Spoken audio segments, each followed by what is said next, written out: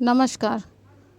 माता वैष्णो देवी की उत्पत्ति की पौराणिक कथा जानने से पहले अगर आप मेरे चैनल पे नए हैं तो चैनल को सब्सक्राइब ज़रूर करें और कमेंट में जय माँ वैष्णो देवी ज़रूर लिखें।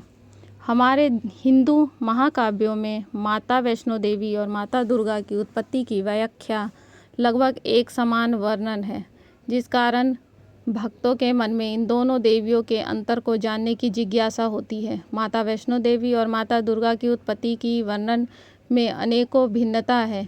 जैसे माता दुर्गा की उत्पत्ति सतयुग काल के दौरान माना जाता है, जब असुर राज महिषासुर को भगवान ब्रह्मा से प्राप्त वरदान ही वह केवल मारा जाएगा, तो सिर्फ एक अबला स्त्री के द्वारा, जिसे महिषासुर खुद को अमर मान समस्त लोकों में आतंक मचाने लगा था, क्योंकि उस समय तीनों लोकों में कोई अबला स्त्री नहीं थी जो महिषासुर का सामना कर उसे मार सके।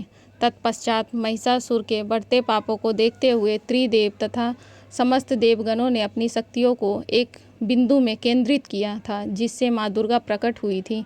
माता दुर्गा में त्रिदेव तथा समस्त देवी देवताओं की शक्ति समाहित है। यही कारण है कि माता दुर्गा को सर्वशक्तिमान कहा जाता है, तथा यही वजह है कि महाकाव्यों के योद्धा युद्ध से पहले माता को प्रसन्न करने के लिए पूजा अर्चना करते हैं। माता दुर्गा की उत्पत्ति केवल असुरों को नष्ट करने के लिए हुई थी। माँ वैष्णो देवी की जन्म कथा।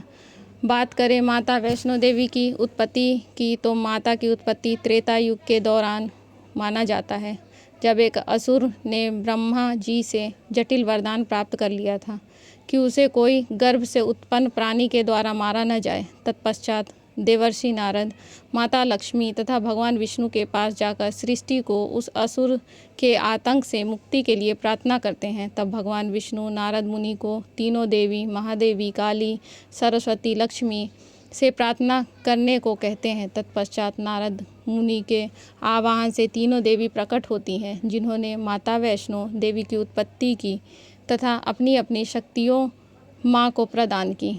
जिसके बाद माँ को संसार के पालनहार श्री विष्णु ने अपना अंश प्रदान किया, जिससे ही माता का नाम वैष्णो देवी पड़ा। तत्पश्चात भगवान विष्णु के आज्ञा अनुसार माता वैष्णो देवी ने समस्त असुरों का संहार किया था। असुरों के संहार के उपरांत माता वैष्णो देवी ने भगवान विष्णु से उनमें विलीन होने की इच्छा जताई, परंतु भगवान विष्णु ने माता को समस्त भूलों कष्टों को दूर करने के उद्देश्य से माता को दक्षिण रामेश्वरम तट की ओर राजा रत्नाकर पुत्री के रूप में जन्म लेने को कहा। तत्पश्चात माता वैष्णो देवी धर्म की रक्षा और कष्टों में घिरे भक्तों की मनोकामना पूरी करने के लिए पृथ्वी लोक में अवतार लिया, जिनका नाम त्रिकुटा वैष्णवी पड़ा। माता ने 9 वर्ष की आयु में पिता के आदेश पाकर समुद्र तट के किनारे तपस्या करने लगी।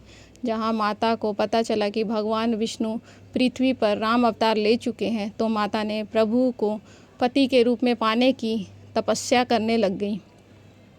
उसके कुछ समय बाद श्री राम प्रभु जब माता सीता की खोज में लक्ष्मण के सेना सहित रामेश्वरम तट पर पहुँचे, तो उनकी नज़र तपस्या कर रहे दिव्य कन्या पे पड़ी।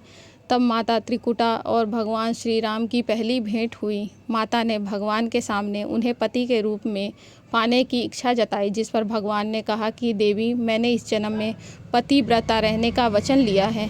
मेरा विवाह सीता के साथ हो चुका है, इसीलिए देवी मैं आपसे विवाह नहीं कर सकता। लेकिन भगवान त्रिकुटा की भक्ति से बेहद प्रसन्न होते हैं।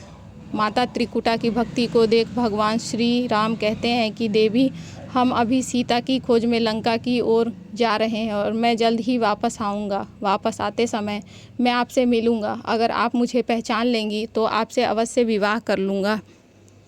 अगर आपने मुझे नहीं पहचाना तो मैं अपने वचन से मुक्त हो जाऊँगा। तत्पश्चात समय बीत जाने के बाद श्री राम लंका विजय होकर पुष्पक विमान में अयोध्या लौटते समय अपने वचनों को निभाने के लिए हनुमान के साथ मुनि के भेष त्रिकुटा के पास पहुँचे और भिक्षा मांगने लगे।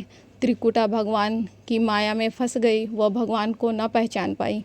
तब भगवान ने अपने वास्तविक रूप में आ गए। माता त्रिकुटा भगवान को न पहचानने की भूल की कारण बड़ी दुखी हुई। तब भगवान श्री राम त्रिकुटा से कहते हैं, हे देवी, आप उत्तर भारत में स्थित मणिक त्रिकुट पर्वत श्रृंखला में स्थित एक गुफा में महाकाली, महालक्ष्मी, महासरस्वती के साथ विराजमान होकर आने वाले युगों में सच्चे भक्तों के दुखों को दूर करें। मैं कलयुग में जब कलिक के रूप में अवतार लूँगा तब मैं आपसे विवाह करूँगा। तब तक महावीर हनुमान धर्म की रक्षा में आपकी सहायता करेंगे। हमारे हिंदू धार्मिक ग्रंथों के अनुसार भगवान श्री राम के आदेश से माता वैष्णवी तब से उस गुफा में निवास कर रही है और सच्चे भक्तों की झोली भरती है।